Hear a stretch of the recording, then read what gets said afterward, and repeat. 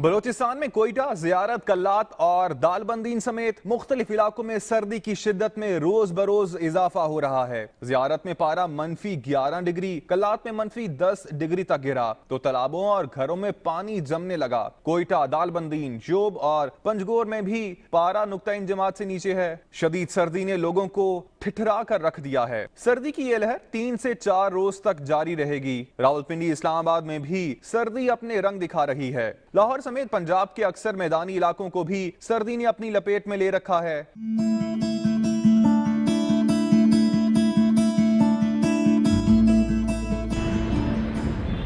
कराची में भी मौसम सरमा ने कदम जमा लिए हैं। सर्दी से बचने के लिए लोगों ने गर्म कपड़े निकाल लिए हैं। गर्मा गर्म पकवानों के दौर भी चल रहे हैं। मुल्क के बालाई इलाकों में शदीद सर्दी ने लोगों के मामूलाती जिंदगी मुतासिर कर दिए हैं। महकमा मौसमियात का कहना है कि मुल्क के बेशतर इलाकों में रवां हफ्ते के दौरान बारिश का इम्कान नहीं।